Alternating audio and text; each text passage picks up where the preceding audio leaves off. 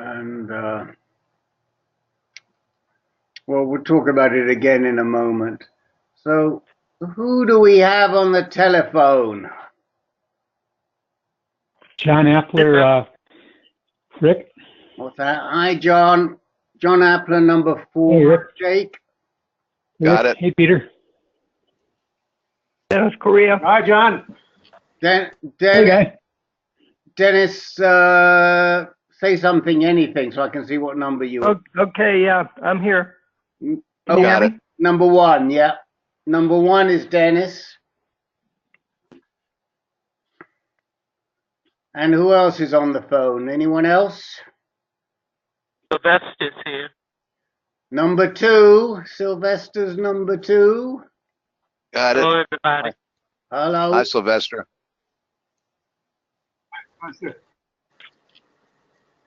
Our calendar challenge friend is here. How about that? Stop picking on him, Jake. I love Sylvester. He calls into our inner conversations, and we always have a good time. Okay. All right. So let me start writing names down. Eric Bookbinder, Jay Krugman,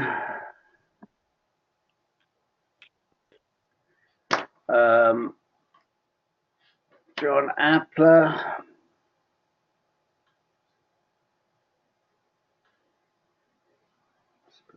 Gary,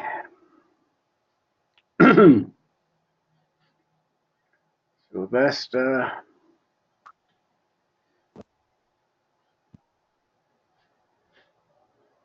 Jake, Peter, Dennis. Okay, let's have a look here. We'll have a Jake, Peter, me, Dennis, Eric. Okay, I think I've got. Somehow Dennis is showing up twice. Right. I don't know. How'd you do that, Dennis? It's very clever. I'm online. I can go in, but I don't have audio on my computer, Oh. so I'm on the phone. Oh, I see. Okay. It shows up gives me here the as advantage of looking at and seeing who's talking when they're talking to. I see. Okay. All right. So I see Jake, Peter Kafka, Eric Bookbinder, Jay Krugman, John Appler, Gary, Sylvester Mann, and Dennis Correa. Is there anybody I've missed? Okay.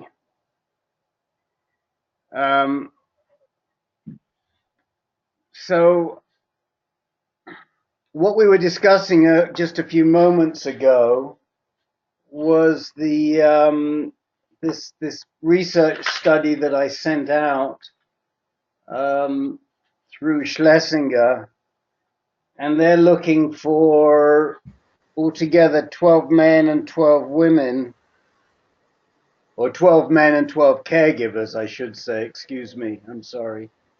And they're looking for people that are castrate resistant. In other words, their PSA has risen on the LHRH drug alone, even though it may now have fallen.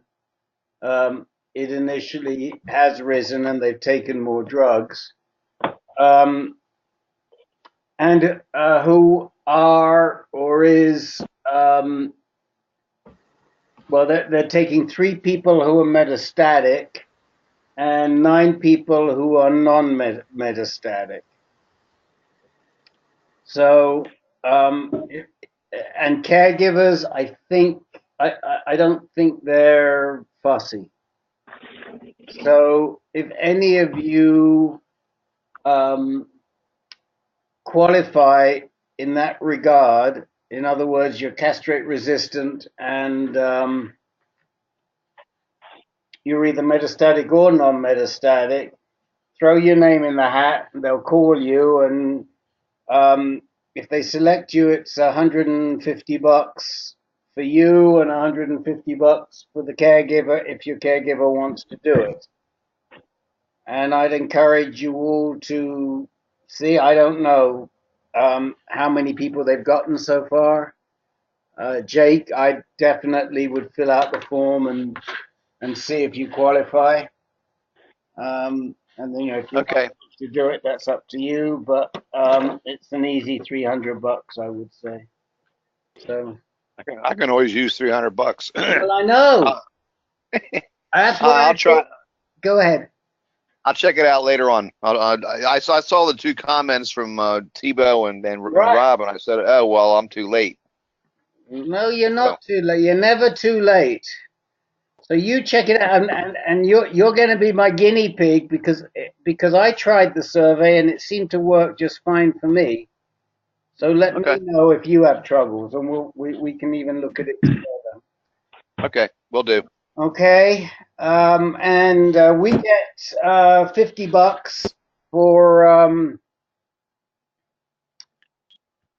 for each person that we source, and then we rely on your generosity to give us whatever you feel might be right out of the 150, if anything, or everything.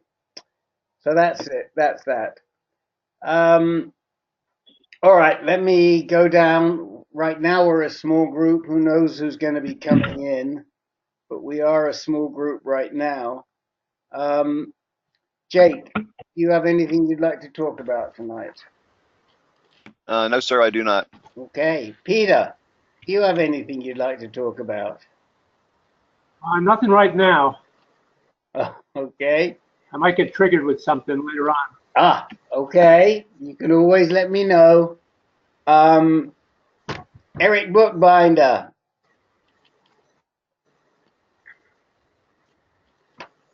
Yes. Would you like some time tonight? Yes. Okay, you got it. You can probably have quite a bit of time right now.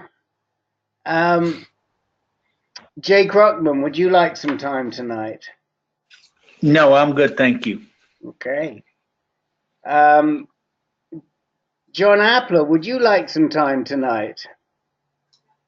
Hey, Rick. Well, I'm curious about one of the topics that you were curious about, or you were working with, that being insurance. I'm kind of worried about pre-existing conditions going away, not being excluded, and allow insurance companies to kick out people like us who have pre-existing conditions. Right. And I wonder if anybody has any insight on that.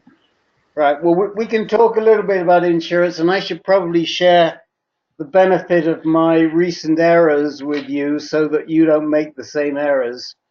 Okay. Yes, when I say you, I don't mean you personally, John. I mean everybody on the call. So yeah, we'll spend some time talking about some of these insurance issues. It's probably worthwhile. Gary, would you like some time? Well, I saw my doctor today to ask about Metformin. So if you have time, I'd tell you what happened. We have time. Sylvester, would you like some time? No, not this evening. Thanks very much. Okay. And Dennis, would you like some time? No, I don't need anything. Nothing new this for me. Okay. All right. Well, we've got plenty of time and not that many people, so we'll see where this goes. But let's definitely start off by talking to Eric, because we haven't heard from you for a couple of weeks, Eric. And I was a little concerned, so I was relieved to catch you on the phone the other day. So bring us up to date with how you're feeling, what's going on, etc. Well, I'm pretty emotional right now. Okay. So I don't know how much I can talk. Okay. They basically told me to start hospice. Oh man. Okay. So I'm on Jeftana right now, but they don't have any expectations that it's going to do anything. So I get it. How's that hurt? I'm getting an MRI on the 12th, and that'll be the deciding factor. They had me on cabazitaxel for, I don't know, must have been a month and a half, and then they started me on Jeftana, so I'm on both of them right now. Cabazitaxel is Jeftana. I'm sorry, I did that again earlier today. Carboplatin. Okay. So I'm on carboplatin and Jeftana, and the side effects are fairly strong. They had me on Decadron, and they were going to switch me to prednisone, but I started having a lot of trouble with my blood pressure. It just gets lower and lower, and they gave me Florinef to bring the blood pressure up, but at the same time, my pulse rate is 120. So they gave me beta blockers to try and bring that down. So both the Florinef and the beta blocker are steroids. I was taking the Decadron, a lot of it. That's why my face got so fat. Right. And so they pulled me off the only one I'm taking now is the Florinef. I'm not taking prednisone. I'm not taking Decadron. I'm not taking the beta blocker. So when I stopped the steroids, my appetite went away completely. I was ravenous when I was taking the Decadron. I was taking 4 milligrams twice a day, and I could eat a whole cake. I could eat 3 courses of every meal, and but as soon as they stopped that, my appetite went to 0. So now I just have to eat because I know I have to. I never feel hungry. So I'm getting Sutter Home Health Care. They send in an OT, a PT, a social worker, a nurse, somebody else. And I saw 3 of them today, one right after the other. And of course, they were all freaked out about my blood pressure. My blood pressure's been as low as 65/35. So, which is practically dead. So that's my story at this point. Well, I mean, you've been wrestling with low blood pressure for a long time, have you not? Yes, but now it's even lower. And the Florinef was working before, but now it's not working. It's not bringing the blood pressure up. So when didn't you say that you were at 120 over something earlier on? I'm sorry, my blood pressure? Yeah. No, his pulse is 120. My pulse That's is why 120. Sorry. Thank you. That's why they gave him the beta blocker. Okay.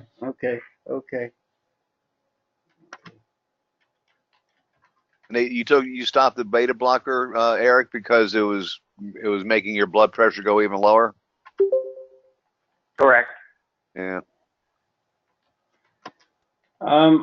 Eric, are these people that are visiting you? Is this part of the Sutter sort of home palliative care team, or is this because I know they have a home palliative care team? Yeah, that's what it is. But if I switch to hospice, it'll be a completely different group of people. Okay. But if I switch to hospice, then I have to stop taking the chemo. Right.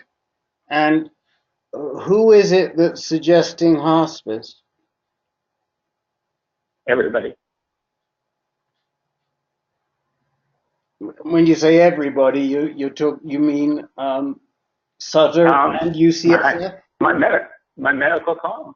Well, I'm going to UCSF on the 12th, and they have not suggested it yet, but I'll see Dr. Brownstein after I get the MRI, and we'll go over it together. And then I will ask them if there's any other treatments. But you'll see Doctor who? His name's Bronstein. So what's happened with Agarwal? Well, he'll be talking to Agarwal as well. I know Agarwal might be there. But who? This is a name I haven't heard before. What is he? Yeah, I've met with him before. He's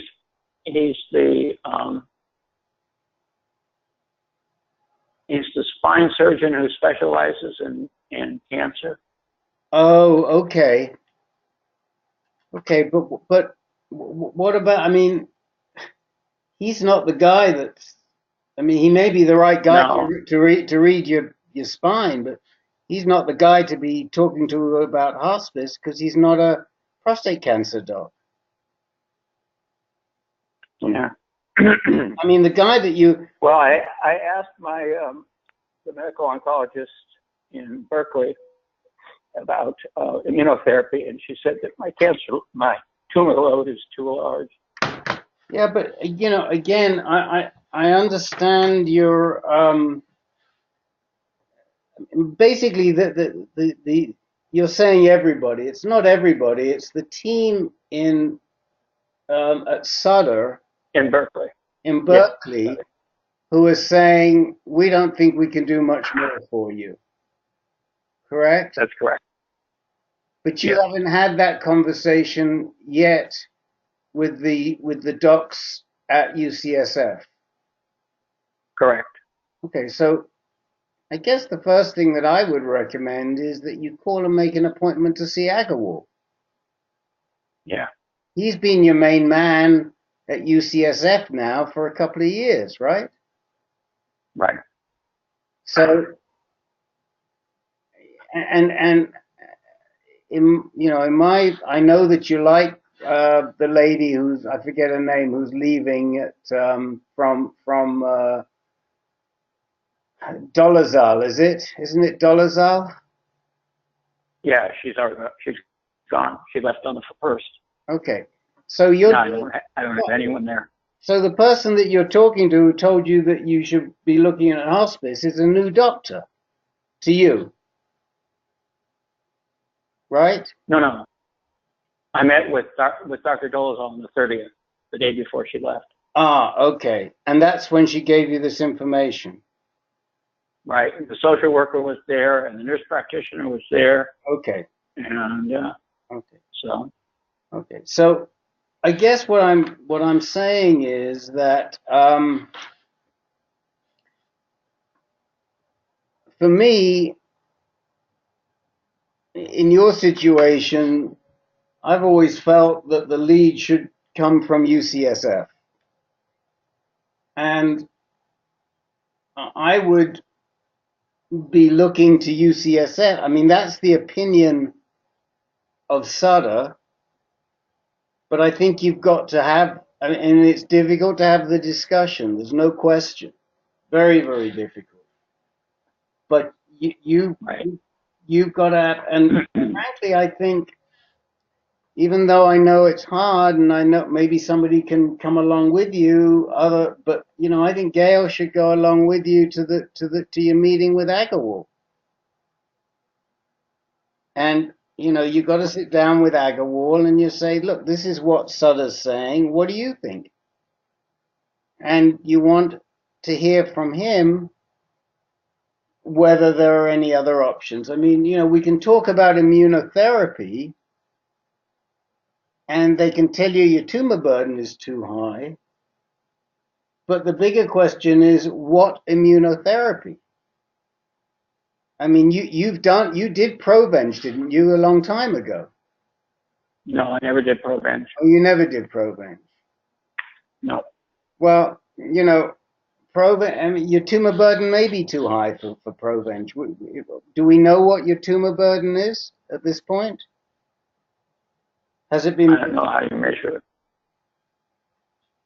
But you know, it may be too high, and we. I have tumors in 9 vertebrae. Mm-hmm. And then I have one that's on a rib. Mm-hmm. Well, and that was from the last. Who knows how many are on there now? Well, I do think, Eric, that you know the discussion should be with Agarwal, not with the spine doctor. But Agarwal's your main man over there. Right. Peter, what do you think?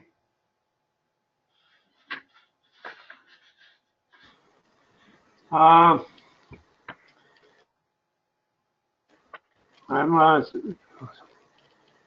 gut feeling is that I think you should make an appointment with UCSF, and I think, Rick, we should fund you to fly up there to be with him for that appointment. And just because this is not a good situation, and it's a tough one. You know, with blood pressure that low, it's doubtful that they'll recommend any kind of new treatment. That's what I've seen, because I don't know whether Eric can sustain new treatment. Things like Provenge are pretty rough on you, drawing blood out and so forth every couple of weeks like that. Right. So I don't know. Would you be willing to go up if Eric made an appointment just for the day and yeah, and let us pay for your trip up and back? Yeah. I'd be willing to go up. I don't want to put you on the spot and throw it at you, but I think Eric could use some support right now. I mean, he's been on it religiously with us, you know, every single week, and he's declining. And it's a tough spot to be in. That's my take. Yeah, I definitely think that Eric should not attend this appointment alone. I absolutely agree with you. And you know, I don't know if Eric would want me there. If he does, I could make it my business to be there. I do think that Gail should be in on this conversation. What do you think, Eric?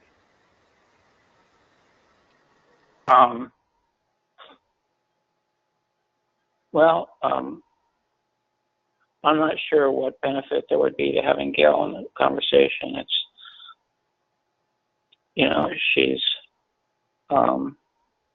it also is a lot more work to bring her because she's in a wheelchair. Right. I don't know, Rick, why do you think she should be there? Well, you know, if you decide that you want to go on, if you decide, or you have to make the decision that you want to enter hospice, I think that's a decision that, I mean, for me, she ought to be part of that decision. Ought is the wrong word, but you know, she might want to have a say in that decision. And that's the discussion that you may have to have. And I realize that, I mean, you know, because you are her main caregiver as well. Yeah. I mean, we should explain for those who are not familiar that Gail is Eric's wife. You've been married for how many years, Eric? 35, 40? 45. 45 years. And while Gail mentally is 100%. Physically, she has some significant issues, and you know, she can walk very short distances, and most of the time she needs to be in a wheelchair. Would you add anything to that, Eric? No. So, I mean, that would be, my gut response is that she, you know, would want to be at that meeting, but it's not. I'll certainly ask her. You know, it's not up to. It's not my call. But I do think that this is a key meeting, and I do think that you need to get it set with Agarwal quickly. And if it means that you know, I need to be there, or one of us needs to be there, then we'll be there. If you would like that. But we're there as support. I mean, you know, we're you know that I don't have to tell you. You know most of the questions to ask. But a lot of this is more you determining how long you want to fight, and because they'll give you the drugs as long as you want to fight. And you know, I use the term fight in a considered fashion, because I don't like talking about the way we deal with cancer as a war. But I think in this case, you know, you are fighting, and you've got to do the best you can, and you've got to keep going. And you know, one issue with you right now is that the pain is tough, but it's not crippling. And your pain is under control, although there are times when it isn't under control. Let me, let me throw it open to the other guys on the call, and then circle back, and we'll circle back to me again. But I want to get some other people involved, and maybe they have some thoughts or some ideas that that will help us. So, would anyone else like to contribute to this conversation? This is Jake. I have a potential suggestion, Eric. There's a new drug called ProscaVax, ProscaVax, not ProscaVax, the one that failed recently, but a new one. It's a series of 6 injections. It's not the transfusion, the enuresis thing that you do with Provenge.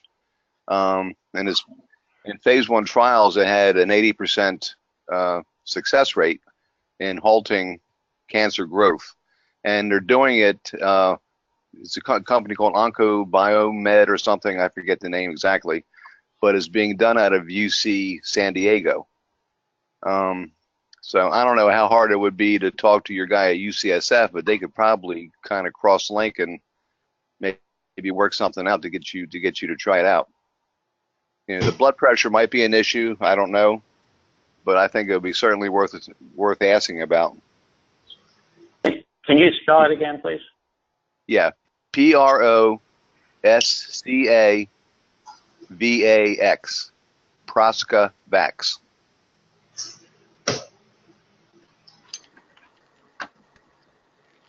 Just a thought, but it might be worth it.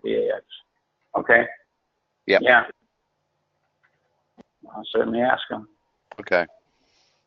Do you know, Rick? I mean, is it pretty easy to cross-link within the UC system to cross-link on trials?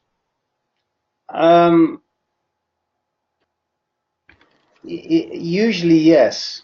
If it's in the UC system, then you know, there's usually some collaboration. I mean, UCSD is not an NCCN hospital. I think it is an NCI hospital. I'm not certain, but I think it is. I'm curious, where did you, this is a new one for me. I'm a little behind on my reading, but where did you read about this one, Jake? Good for you, by the way. Where did I hear about that? Either I think Joel Nowak gave me the heads up originally, and then I did a little bit of more further research on it, and I think Mike Scott and myself might have also mentioned it, but I know I heard it from Joel. From Joel, huh? Yeah, and then I did. I typed in ProscaVax, and a lot of links come up. Yeah, it's very early trials, but right now, Eric, just finished phase 1, so they're on to phase 2. Okay, you're looking it up now, Eric? Yeah. Yeah. Do you know how it works, Jake? It's an injection. It's 6 injections. Beyond that, I don't know. Apparently, there are very few side effects. 4 people. It was a very small trial in the phase 1. I think it was only like 12 or 20 people. 4 of the people dropped out due to progression, but 80% had their cancer was halted, basically, and some of them for as long as 31 months. Do we know how advanced the people were that got it? I do not know. I do not know that. Okay. Do you know if it's a vaccine, or do you have any idea how it might work? Yeah, it's 3 different things. It's let me find it again. In their description of their phase 2, they're only accepting active surveillance candidates. The vaccine contains the PSA protein itself, together with 2 immune system activators, interleukin-2 and granulocyte macrophage colony stimulating factor, GM-CSF. Right. That would probably make sense to Bill Burhans because he's now on the phone call. Hey, Bill, how are you? Can you hear us?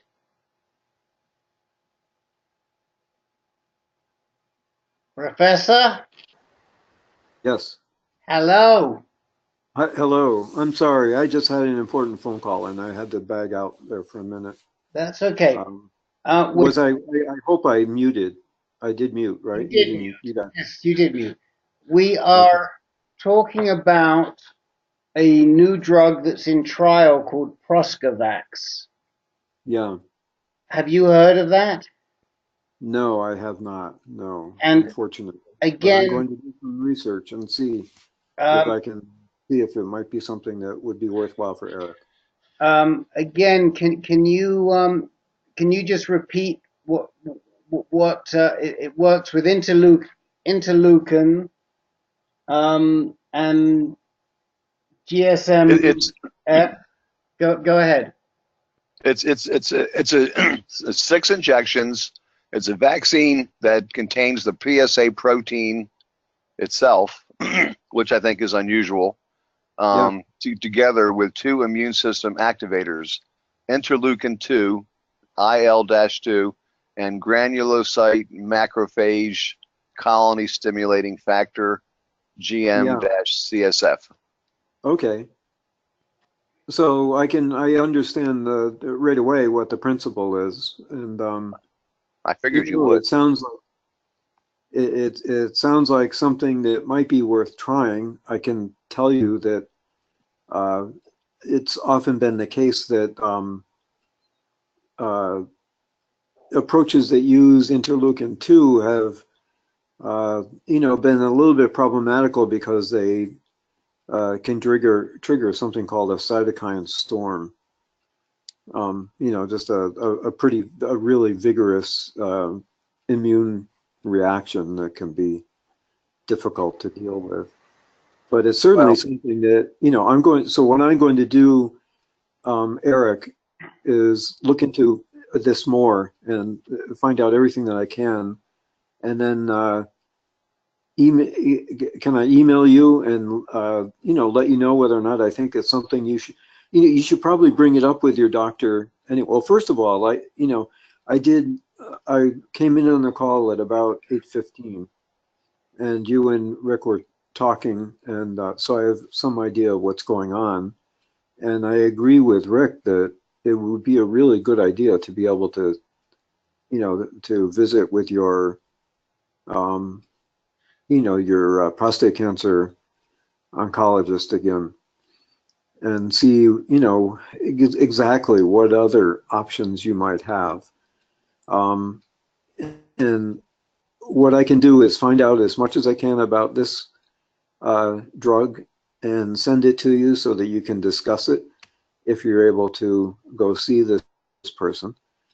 I wonder if Provenge might not be an option. I don't know who it was that raised questions about it a few minutes ago before I had to take this call.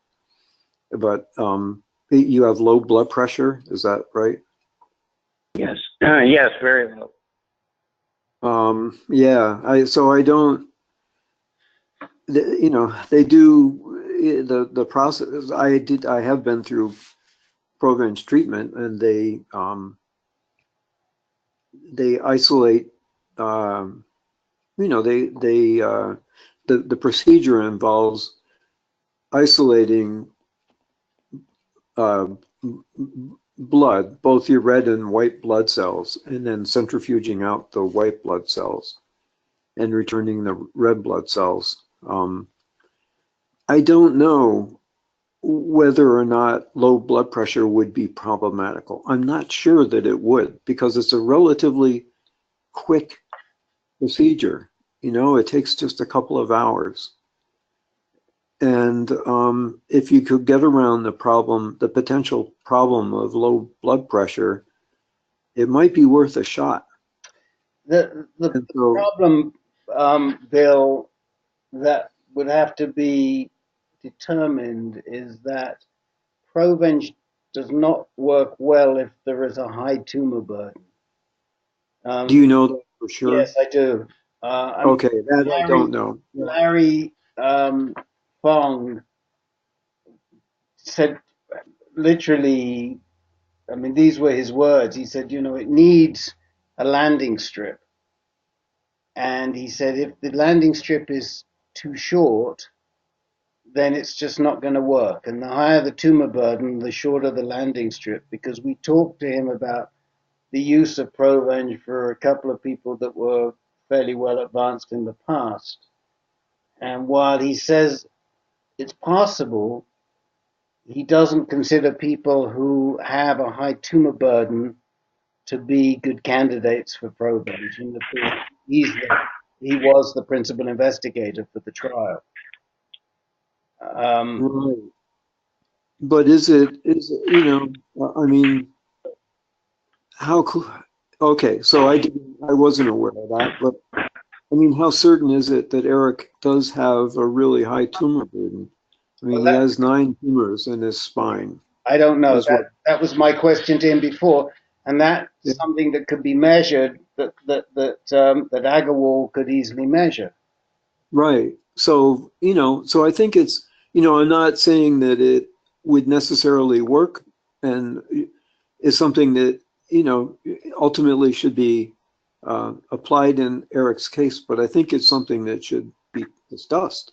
Right. Anyway, with more information, about the specific details, especially of his tumor burden. I agree. So that's another reason to see your prostate cancer oncologist, Eric. And again, to see if there are any other trials that Agarwal's aware of. I mean, he's probably the best person in the whole of UCS, GU Medical Oncology, to know what trials are available, because I don't know if he still is, but he was the guy. He was the clearinghouse for all the trials around the country for a long time. I don't know if he still is. but so he should be well aware. But I think the strongest recommendation is tomorrow morning to make an appointment with Agarwal, and then we'll go from there. And if you want us to be there, we'll be there. And if but I don't think you should, under any circumstances, I don't think you should attend that appointment on your own, alone. And in the meantime, and why is that? I'm sorry, go ahead. Well, because these appointments, as you well know, can be emotionally overwhelming. And once you become emotionally overwhelmed, you may not be thinking clearly. And you may not hear everything. And somebody else should be there to be tracking what's going on. I mean, even go ahead. At the very least, Eric, take a little recorder with you, so you can record what he says. Yeah, I think that's a good policy anyway. But yeah, I agree that you should have somebody there with you. Yeah, I mean, recording it is one thing, but you need somebody there to be asking the right questions. And this is a shock to your system. You're not asking the right questions right now, because this is not your whole medical team that's telling you should go on hospice.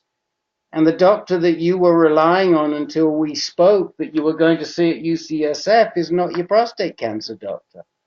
And that tells me that in this particular instance tonight, in light of what you've heard in the last couple of days, you're not thinking clearly. And I don't want you to be going to an appointment when you're not thinking clearly. And there should be someone with you. But Rick, if there's no possibility of having someone with him, then I would hate to see Eric not go. Well, I think he should plan to go. Eric, if you just can't find someone to go, then I still would go and bring a recorder with you, as I think Jake just said. But Bill, we talked about that probably whilst you were off the line. I mean, Peter suggested that I fly in or I fly up there, and I can do that. I mean, it's if I get a little notice, I can probably get a cheap flight and I can go up.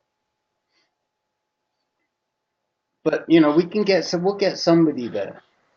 Yeah, I think it's really critical, Eric, that you go see this guy.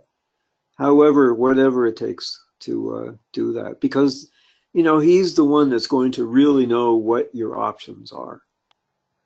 And I would entrust anyone who isn't a prostate cancer doc to be able to provide you with the full range of information you need.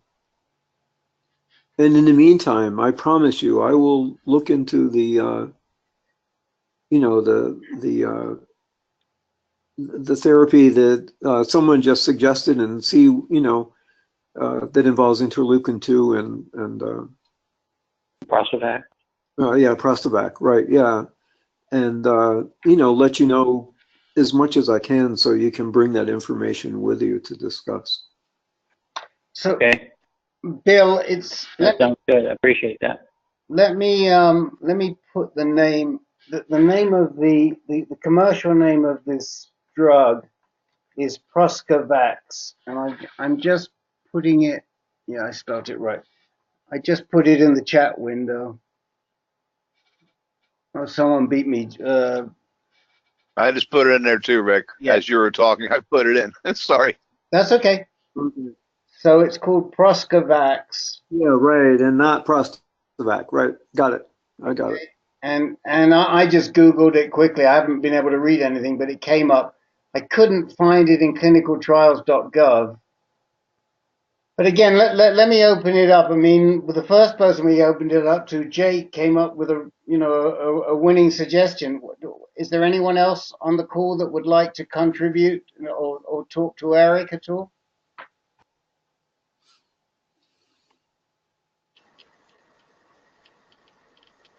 Hi, Eric. This is Dennis, and just really sorry to hear that you're at this point here.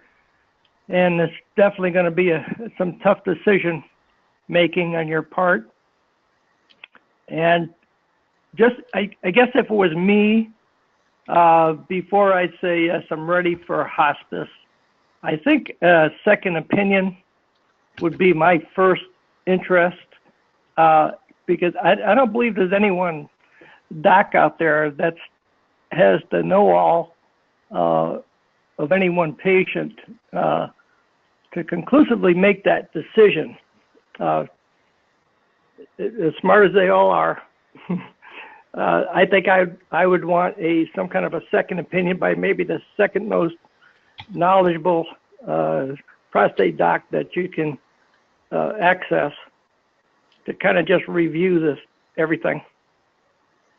Oh yeah, absolutely. I was planning on that at any rate. So. Okay. Wish you the best. Thank you. Eric, I think that Agarwal, Agarwal's a good guy, and he knows you well, and he's very, very knowledgeable. And in a sense, it's a second opinion on Dolezal, but in my view, he probably should have given you the first opinion.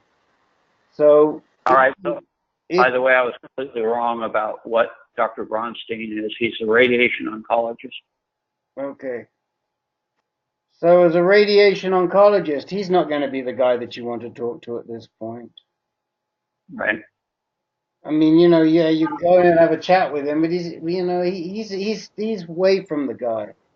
Now, my thinking is, you talk to Agarwal.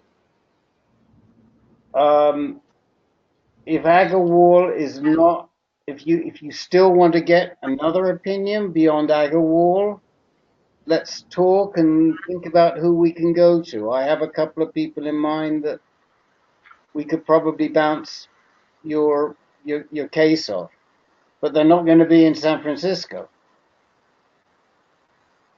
I can travel. Okay. So I do have some people, that I think that we could go to that would give you an opinion and who are really amongst the best in the country. So, Eric, I've already identified 3 or 4 papers in the primary science literature about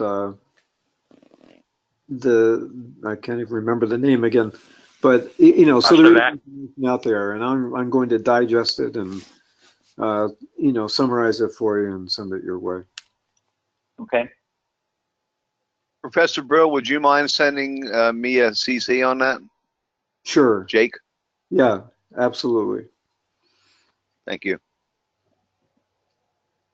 Thanks, Bill. Much appreciated. All right. Well, let's. Is there anybody else that would like to contribute? I thank you, Dennis, too, for those thoughts. I think you're just endorsing what we're all saying, and I really feel that Eric's hearing it, and I don't think there's enough solid information to give Eric reason to throw in the towel. We need to, continue casting around and see what we can come up with. Anyone else want to say anything before we move on?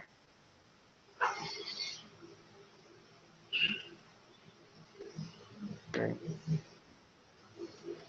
So let's digest what we've said here tonight, Eric. Think about whether you'd like someone to be with you at the appointment with Agarwal, and we'll go from there. We'll take it step by step. Thank you all for the input. Pleasure. We'll do as much as we can, and we can talk. We can all talk. We can make a call with Bill and myself and you and Jake, if you like, to talk about the ProscaVax when you when you know a little more about it. So we'll keep pushing through here. When was the last? Sorry, go ahead. I was gonna ask if I can say one more thing. Cool. Eric, I'd like to invite you to our inner conversations on Thursday at 8 o'clock. Same number, same everything, just 8 o'clock on Thursday. And it's for the emotional side of this bull crap that we're going through. And we'll all listen with a sympathetic ear, and we'll we can't give you any answers, but we'll listen certainly, and we'll kid around with you, and hopefully you'll feel better when you're done. Gary and Sylvester hopefully will attest to that. I certainly do. This is the best. All right, I'll be there. Okay, good. So that's 5 o'clock Western Pacific time. I kid Sylvester about being calendar challenged. I'm clock challenged. 8 o'clock Eastern time. Yeah. I don't know what that is.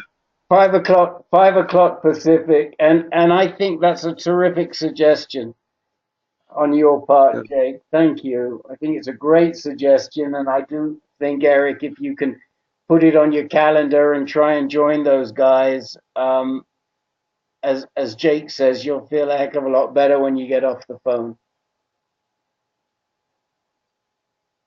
Okay. This is Bill again. I just, I don't think you should give up hope yet. I think you need, there's more information that you need to have before you know that there isn't any way forward. And I think there's a good possibility that there is. Okay, thanks. Good. Okay. So let's move along, and Paul Frieder and Bill Bohans have joined us since we last checked in. Paul, did you need any time tonight? I was just wondering if someone could give me a brief 3-minute overview of genetic testing. I'm just confused. What percentage of people actually benefit from it? What are the the positive outcomes that we've seen? And I'm just not clear on the whole thing. I know there's two kinds of the stomatic and the germatic, etc. Anyway. We will definitely try to come to you, but the first thing I want to refer you to is our website, because we've got several really good discussions that are available. Okay. And they're linked to the website. Okay. Okay. So if you go, let me pull up the website. I'm not going to share my screen right now because all of you are pretty familiar with the Answer Cancer website. Yes. But if you go to the Answer Cancer website, to the recordings and decks page, there are 2 sessions on gene and genomic sequencing, one from August the 1st, 2016, and one from August the 23rd, 2016. Okay, I can see that, yeah. There's a whole genomic testing plenary session that we had, and you want to listen to the late stage part. The early stage part is for the guys at the beginning.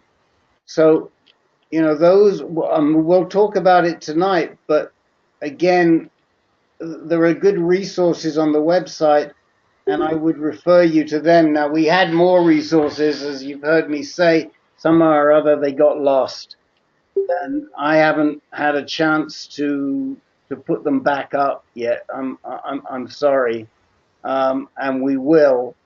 But right now, you've got 2 good sessions there, but I'm going to leave that only till the very last because there's good sessions there, and we've talked about it so many times.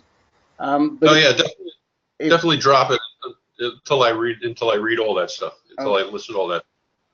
But I can tell you though, you as a late stage, advanced stage prostate cancer patient, you should undergo testing, at least of your tumor DNA.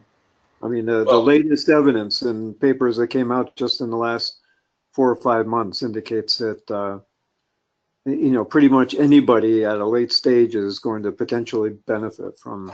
Well, remember though that Paul is not yet castrate resistant. I'm sorry? Paul is not yet castrate resistant. Okay. So when? Okay. Yeah. But metastatic? No, not medicine. No. It's not clear. Sure. Oh, yeah, that's right. Right. But I don't have a prostate, so they have to do the blood sample, right? Well, yeah, no. If you, well, without knowing exactly what your situation was, yeah, you would. Yeah, that's fine. Be able to find the test. So if it's not clear if you're metastatic and if you're not castrate resistant, then you may not yet be a candidate. But you're not, probably not. But can we defer this conversation? Yeah. Go ahead. And then if we've got time, we'll definitely unpack it a little with you and work through it, Paul. Okay. All right. Well, I was surprised to hear that you say everybody should do it. So everybody that has advanced cancer, meaning metastatic and castrate resistant. And I was just assuming that you fell into that category, but if you don't, then that's not the case. Yeah. We don't know if it's metastatic, but I'm not castrate resistant yet. Okay. All right. Thanks. Yep. Okay. And we have somebody on the line on the web waiting for a name. Has somebody recently joined us on the GoToMeeting?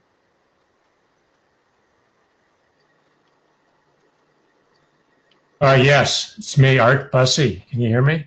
Art Bussey. Yes, we can hear you, Mr. Bussey, and welcome. Thank you very much. I got here a little ahead of. I was shooting for the 6 o'clock show, but I wanted to make sure I got here in time. And then this is the first time for me, so forgive me if I'm a little awkward with the technology. No, we will forgive you. It's actually 5 o'clock is when we start California time. For the advanced? For the advanced. 5 o'clock California time, 6 o'clock Mountain time. Okay, now I know. So now you know. And so what we'll do, since Art Bussey has never been with us before, and you'll forgive us, I know that we were going to go to Gary and we want to check in with Bill, and we want to talk about insurance, but that can wait until next Tuesday, of course.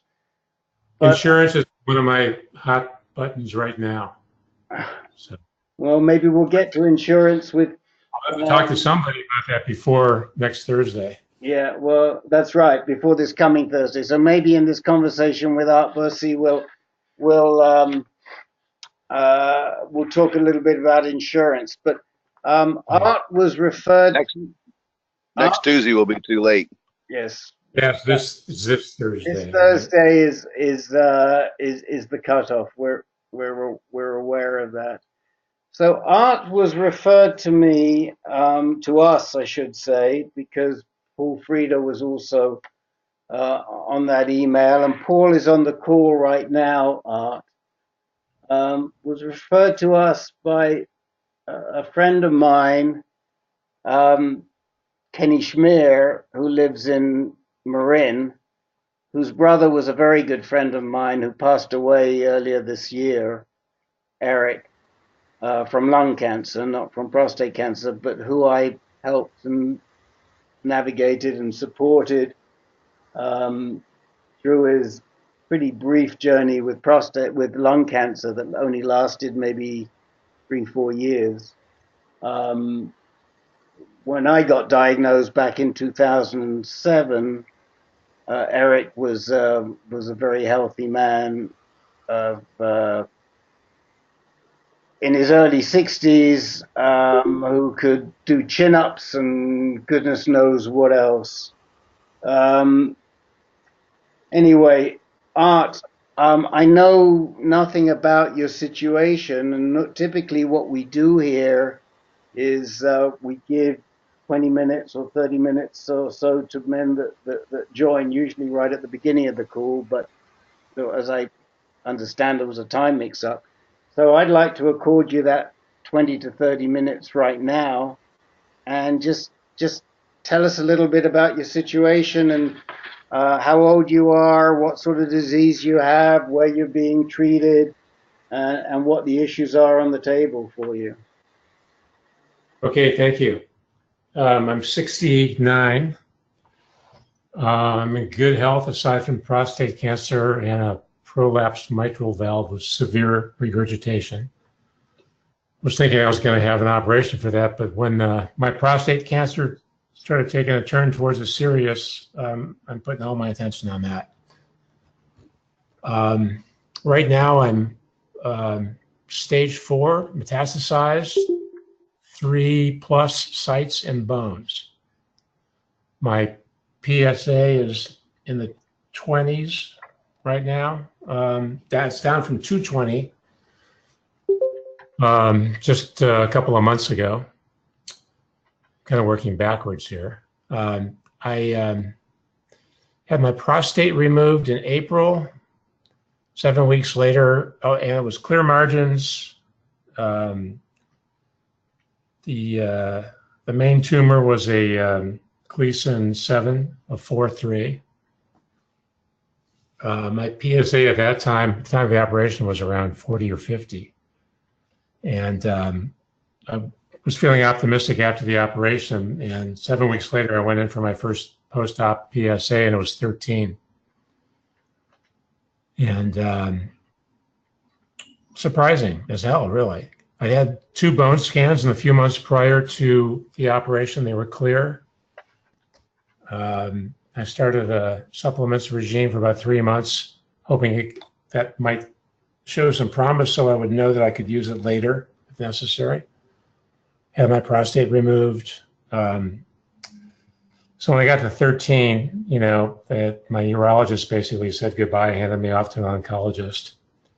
2 weeks later, my PSA was 26. 2-week doubling time. You know, my PSA has been going up slowly for forever, it seems like, before that. And my doubling time was in the years, like it's anywhere from 2 to 5 years. And all of a sudden, after the operation, it's doubling every 2 weeks. I have yet to hear anybody offer any explanation for how and why that could be. But I'm still interested to find out more about that. The whole PSA thing is kind of skeptical about.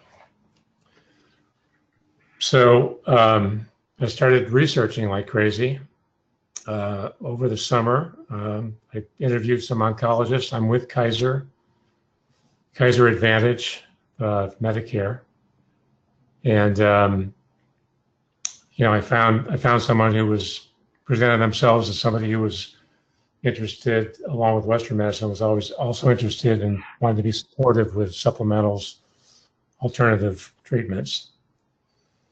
Turns out that was kind of that's not true, really. She wanted to put me on Lupron and Castadex immediately, and I demurred on that. I was reluctant to do the hormone therapy, and I wanted time to do more research, and I upped my supplements program. Started that again at the end of July. Oh, excuse me. After the PSA reading and before the supplements in June, I had 2 bone scans, 2 different machines. The second one sort of more bigger and more expensive and more accurate. And they both showed more or less the same thing. On the basis of the second bone scan, because there were 3 or more than 3, I can't remember, sites for the bony metastasis, the oncologist said, okay, this is great. They just had Stampede and charted results in, and you get to choose now between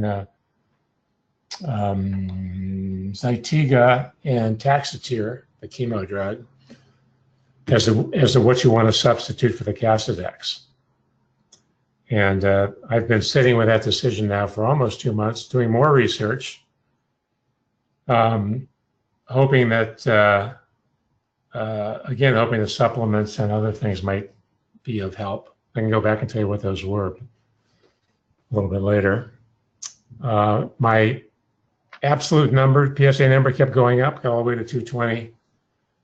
Doubling time, though, was getting longer and longer. And again, I don't know why. Let's see. When I got into the 200s, I thought that I really needed to do something. I've been working with a holistic practitioner, a guy named Michael Brofman at the Pine Street Clinic in San Anselmo, California, Marin County. Mm-hmm. And he said, he thought that I really needed to knock the cancer down a little bit. If to have any hope that the supplements were going to be able to do me some good, that it was maybe too aggressive and too advanced. So I did it. I started started Casodex first on the beginning of October, and Lupron about a week later. That was October 11th, and my PSA got cut in half in about a month, and then that put it at about 100 something, and now it's at 20 a few weeks later.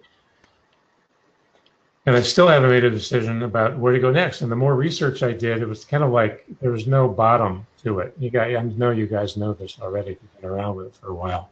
It just gets more complicated. And it's exciting because there's so much going on out there. There's so much research being done. But I had to really get up to speed, learn how to read trial results and things like that. I still haven't made a decision, but one of the decision I have made is that I want to change oncologists and find somebody who specializes only in prostate. Because I don't know how you could keep track of, all there is to keep track of with prostate and 7 or 8 different other types of cancers. The whole Medicare thing was very confusing to me when I originally signed up for it. And I kind of like Kaiser. I was reluctant to switch, but I have a connection that took me to the UCSF. And I'm thinking now, Paul encouraged me yesterday, or the day before when we talked, to switch and go to UCSF. So that's why there's some, we got two things to do relatively quickly. There's the re-upping and possibly moving my Medicare to UCSF. And the other is making a decision about treatment. The next decision, well, I'm sure it'll be a long line of decisions. What else should I tell you? Oh, symptoms. I don't have any symptoms. All through the summer, I never felt better. I dropped something like 40 pounds since the operation. I think the first 30 of that was probably lifestyle, mainly diet changes.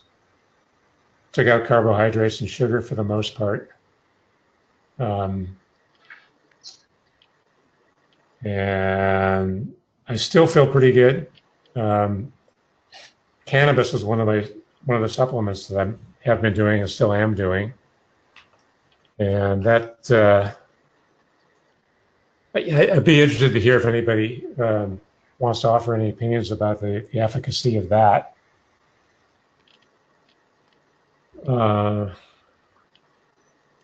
Yeah, I don't know exactly what else to tell you at this point. Okay. Art, I think if you could turn your volume down a little bit, because I've got a feeling I'm coming back from you. So, who was the oncologist that you saw at Kaiser, and where? Dr. Shaw, S-H-A-H. Sorry, now I'm going to have to get you to turn to go up a little bit because we can't hear you. Dr. Shaw, SHAH, Kaiser, South San Francisco. Sure. What's her first name? Oh, good question. It's something like Shea, SHEA, or something like that. Yeah. Do you know her? Yes, I do know her. She's Dr. Steve's first line. She's pretty smart. She did a fellowship at UCSF, and she is pretty smart. What I'm a little upset about is that she didn't refer you for a referral. She didn't refer you to Andrea Hartstock. Did that name ever come up? Harzstark? She's in Oakland. Yes. Yeah, that's who I was sent to first. I had a phone conference with her. Yeah, I didn't like her. Thought she was too hard-edged and wasn't listening. It was in too big a hurry. And so I asked her for referrals. She gave me this name and one other. And she sent you to Andrea.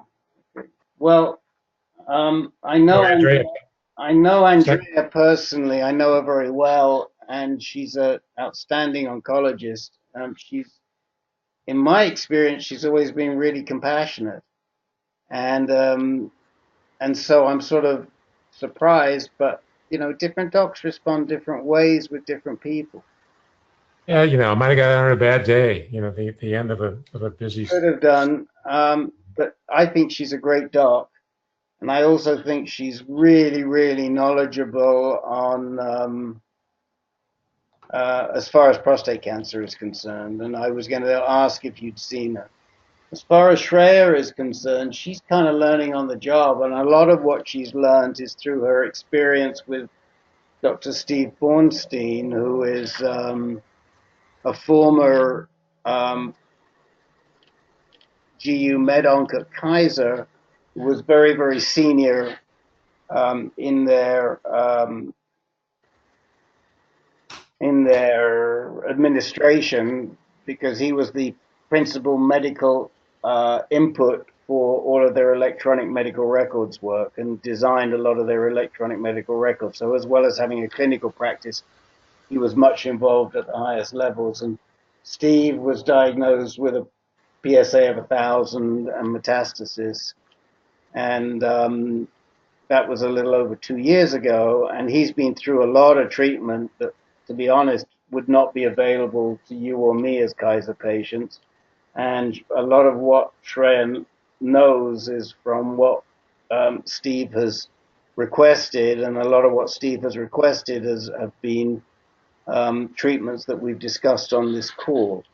So while I don't know Shreya personally, Steve still seems to have confidence in her, and as far as Kaiser's concerned, that's good enough for me. But if you're not happy with Shreya and you're not happy with Andrea, then I think, yes, you are not going to be happy with Kaiser. Well, I wouldn't necessarily say I'm unhappy with Shreya. Okay. I actually like her a lot, and it's been good working with her. And I like the fact that she does listen and she's willing to move a little bit in my direction if there's a difference of opinion on things. Right. Yeah, I mean. But I think she doesn't specialize in prostate, does she? Well, she did a fellowship. She did do a fellowship in GU medical oncology at UCSF. So she knows more about it. Now, she's not a specialized GU med-onc in the sense that that's all she treats, because in the Kaiser system, it doesn't work that way. We put a lot of pressure on Kaiser over the years, and eventually they hired a GU med-onc. They hired Andrea as a general med-onc, and they moved her to a specialized genitourinary medical oncologist, which is her expertise, about 2 or 3 years ago. So that's all she does. Okay, that's good to know. Thank you.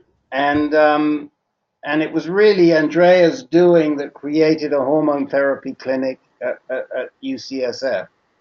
So in many ways, I think Andrea's done some great work. And I will say I've probably referred 10 guys to her. This is the first time I've heard anything less than positive, but it happens. It doesn't change my opinion much. I would say, if you stayed at Kaiser, I would give her a second chance. But I think there's a lot more going on. It's been your decision for whatever reason to defer your treatment and to depend on complementary treatments. And if it were me, I don't think I would have done that. I think I would have done all the complementary treatments, but I would have done them at the same time and moved into what we know is working, which is hormone therapy as soon as you can, and either docetaxel or second-line anti-androgens. Now, I'm going to come back to that decision because there are a couple of recordings that I want to refer you to. One of them I just posted in the chat window,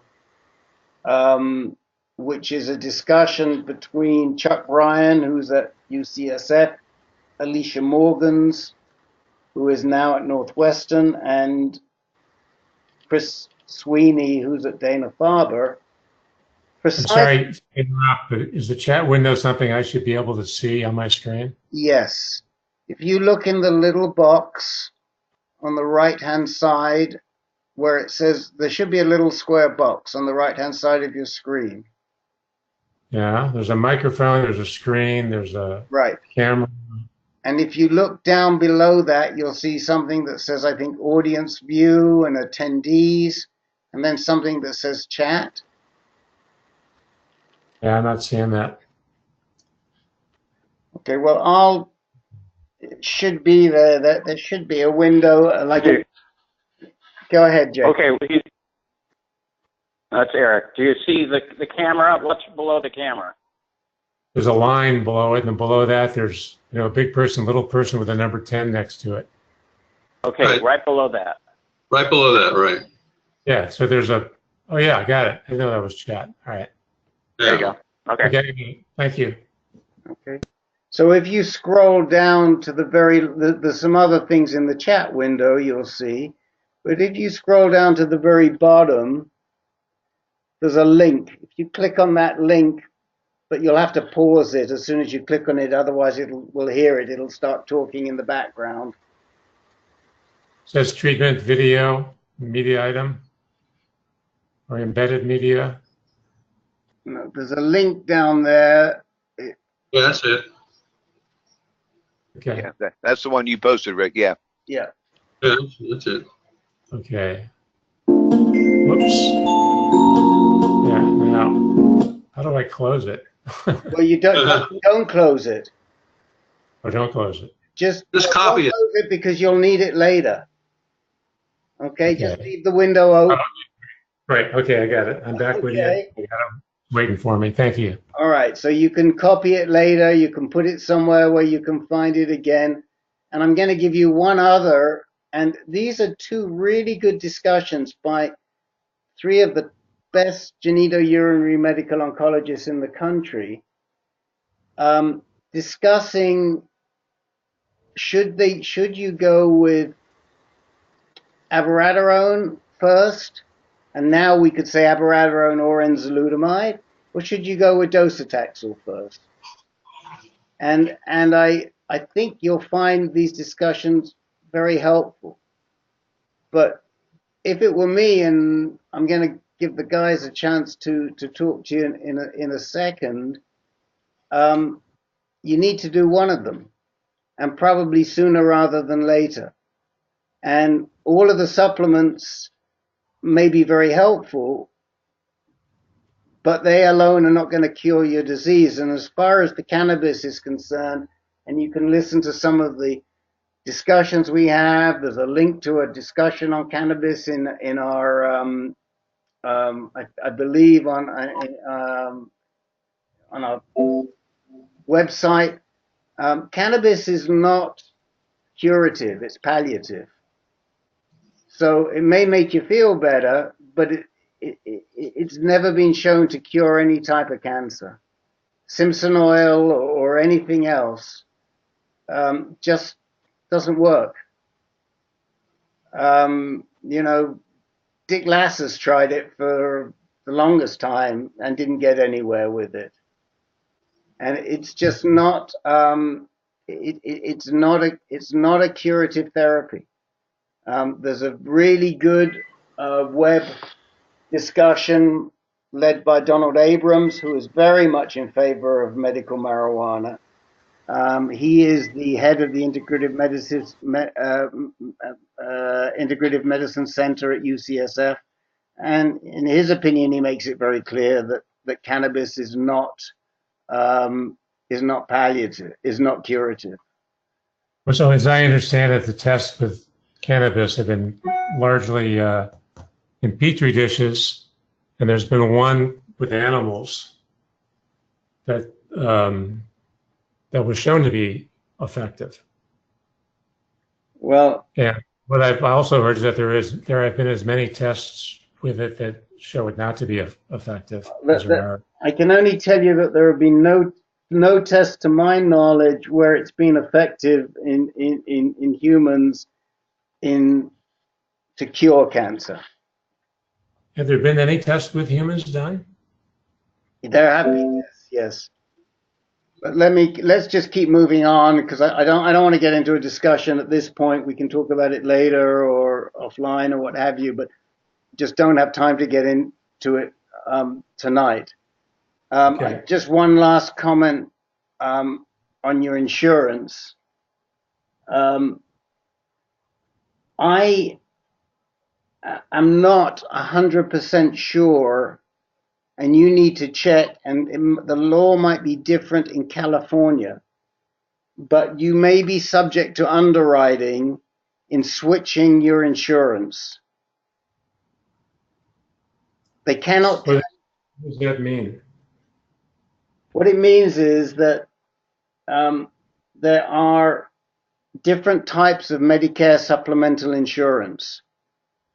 You're on what's called an Advantage plan right now.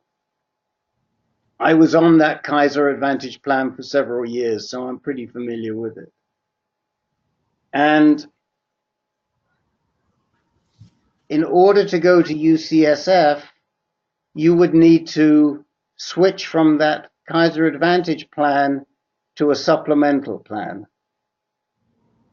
Probably in your case, without getting into detail right now, the best supplemental plan would be Plan G, because the plans are all the same all over the country. They are designated by the government. And so Plan G is probably the best plan and the best value plan that will give you the easiest access to and the best coverage at UCSF. The problem is that when you switch from Advantage to supplemental, in certain states, in most states, you can be underwritten, meaning that if you have any issues in the past, they may have the right to charge you more. They cannot turn you down, but they may have the right to charge you more. In my own personal case, I knew 2 years ago that I needed a new hip. Kaiser told me. But I lived with it, and it hasn't been that bad. It's gotten to a point where it's got to be done. I happened to go to the doctor last week. I now live in Arizona, and I finally went to the doctor December 1st. And I had signed up for an Advantage plan locally. Not with Kaiser. There's no Kaiser here, but it's the same thing, an Advantage plan. I wanted to go. I planned to buy a supplemental plan when I could switch my insurance. It turns out that because I need a procedure, I am now being underwritten for the supplemental plan, and instead of paying $125 a month, I would have to pay $327 a month. Mm-hmm. So what I'm saying to you is, you need to check with United Healthcare or whoever you choose to go with. I would recommend United Healthcare because I know that plan works really well at UCSF. And find out whether you are eligible, and if you are eligible, what it will cost you. Because it might not be the rates that you're looking at on the screen. Okay. Okay. All right. Let me open this up to other people on this call who would like to talk to you about your treatment to date and where they think you know, what you might want to be doing, et cetera, or better still, what they would be doing if they were in your shoes. Who would like to kick this off? Rick, this is Peter. I'll go first because I've got to leave in a minute.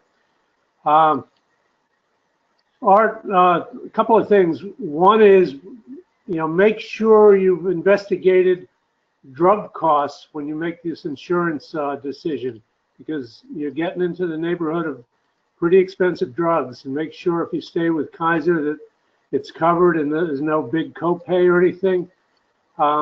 Or if you switch, make sure you've got a good drug plan, because it could really pinch you. The thing is, I was curious. You said you're a Gleason 7. Did you get a post-operative pathology report? Did they do another pathology report after your? Yeah, that's the one I was quoting. I was prior to surgery. I was a 7 with a 3-4. After I was 7 with a 4-3. Interesting, because it's a very fast-moving cancer the way you described it, which I guess it could be with a 4-3. It just it surprises me how fast it went metastatic. And did they test pretty carefully that it wasn't metastatic before the operation? I had 2 bone scans in the 6 months prior to the operation, and they were both clear. Amazing. Okay, so that was my question. Good luck with this. If it was my situation, I jumped on Lupron and Casodex right off the bat to start knocking things down even before I had an operation. Just because I was proactive, and I'm glad I did. That brought up something for me, if I can put this out there now. I had my PSA had been rising for years, and my urologist at Kaiser kept being concerned. He kept doing biopsies. I probably had 7 biopsies in 5 years. And then he started doing bone scans. That's why we did the bone scans, because of my PSA. But it wasn't until he finally, after all that, the bone scans, everything, finally ordered the MRI. And the MRI was like, boom, there it is, this big old tumor in the anterior. And that guided the next biopsy, and that's how we know what was going on. But, if I'd gotten that MRI back when I was at 20 instead of 40, or at 5 or 10 or something, I have a feeling this could have been a whole different story. So I'm just wondering, this guy was name's Presti, Dr. Presti. He's been around. Anybody know him? Urologist? Yeah. Okay. I mean, but Presti's only been at Kaiser for about 2 or 3 years. Right. UCSF in Stanford, I think. He was at Stanford. But Presti allowed your PSA to get up to 50? Well, no, like 30 or 40, something like that, before he ordered the MRI. And then it continued to go up to 40 or something. And that was over a number of years. And I should say that like 3 or 4 years ago, I had, in one of those biopsies, I had 1 hot sample with a Gleason 6. And 3 months later, I switched over to Presti, went back, we did a sort of more of a saturation bombing biopsy, and it came up clean. We could never find it again. Throughout all the biopsies and bone scans over the years that followed, we never found it again until last fall with the MRI. So it seems I want to move you along only because I want to save a little bit of time, and probably what we should be talking about at this point is how you should move forward. I also want to reiterate Peter's point. It's a fantastic point that you've got to do a bunch of work on what your drugs are going to cost you, because if you go on Zytiga or enzalutamide, those drugs can be running you a significant amount, first of all, until you get up to the donut hole, and then when you go through the donut hole. I mean, the drugs run about $10,000 a month. I'm pretty sure that Kaiser now covers Zytiga or abiraterone and enzalutamide, but you should verify that. I don't. I can tell you, I called Kaiser. I called the office that's supposed to quote you on that, and they said that my out-of-pocket for the year is something like $4,400. Okay, so if you stay with, that's what I paid for a year's worth of Zytiga. That's what they were telling me. Right. So that's what it's going to cost you through Kaiser is $4,400. You can look and see on these drug plans which one, the various ones, if you qualify for them. And that's what I really want to bang home. I don't know if you will or you won't. I honestly don't, because this is a big surprise to me. But that they can underwrite you, and I don't know to what extent they can exclude you or up your premiums on the basis of, they can't exclude you, but to what extent they can up your premiums on the basis of entering the plan with advanced prostate cancer. I just don't know. So you're going to have to look that up. We can talk about it offline if you want. There are ways that you can do it. You can do it through an agent. But it's something you've got to look at, and probably it's going to cost you something similar to the 4,400. Now, there are ways you can get it subsidized, and there are guys on this call who are getting it subsidized right now. But yes, that it is an issue. Let me throw it open to this. To the guys on the chemo versus second-line anti-androgen. Anybody want to throw in any anything on that? Yeah, this is Jake. You're on Medicare, so you'll find that Medicare will cover 80% of your Lupron shot and your docetaxel if you choose to go that route. And your secondary insurance, your supplemental insurance, will probably pick up the difference. If you take the pill, Zytiga or Xtandi, Medicare A and B will not cover any part of that. It's all on the whole, it all falls to the supplemental insurance, and that's where you may pay the $4,400, and that varies from company to company. But if finances are an issue, then you might want to think about chemo, which is a legitimate treatment for newly diagnosed cancer, because Medicare will cover it, and the supplemental will pick up a good part, if not all, of the difference. Okay. Does that make sense? Yeah, I can tell you the way Kaiser works, at least with my coverage, is if it's a medical procedure, they pay for it all. If it's a pharmaceutical, then there's co-pays up to that 4,400 limit. If I go in and get a shot of Lupron, they don't charge me anything. Exactly. That's the point I was trying to make. And you'll find the same thing with docetaxel or cabazitaxel, if that's what you choose to go with. That's chemo.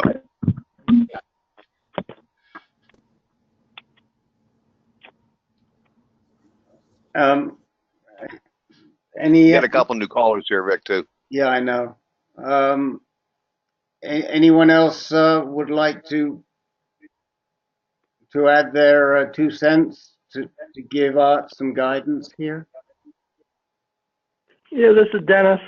I've done both. The chemo initially with the Lupron was my initial treatment. Yeah, and then when I've had a progression, this is about a year or so after my my tumors were flaring up again and starting to come back, even though I was on the Lupron. And for me, it was the next recommendation was the abiraterone, Zytiga, and I've been on that for a couple of months now, and it's like they say, it is expensive the first hit, the first month, or so forth. And you take that with prednisone, a pretty low dose of prednisone, to counteract some of the effects that this has. And it's working for me. My PSA now is down to a 0.3, and I'm feeling the best that I felt since I was initially diagnosed. So that's me. That's my input. It's still a decision, but the result of that study, the Stampede, and the other one I can't remember, but they're now saying, and my medical oncologist said, if I had come to him initially this year, instead of the chemo, he would have recommended the Zytiga. As a result of that studies that have been done, they're finding it to be just as good as chemo for initial treatment. Did he give you a reason for that, the side effects? Did he give me a reason for the side effects? Did he give you a reason for why he would have had you done Zytiga rather than chemo? No, he did not. Just from the effectiveness of it, they were getting the same overall survival, I believe it was, from the test, from the trials that were done. Yeah, I really urge you to listen to both those recordings that I put in the chat. The two separate recordings I put in the chat window for you. Okay. There'll be. And I just thought the chemo was for me a little more complex. I did have some serious, very serious side effects that hospitalized me for about a week. And I ended up having to actually reduce the dosage that I was on. I did finish the whole thing, but I had to reduce the dosage, and it got me through it. It did get me down initially to a 0.66 after that, and then it slowly, just being on the Lupron, it slowly started going back up again. Okay, thank you. Would anyone else like to throw in some suggestions to Art?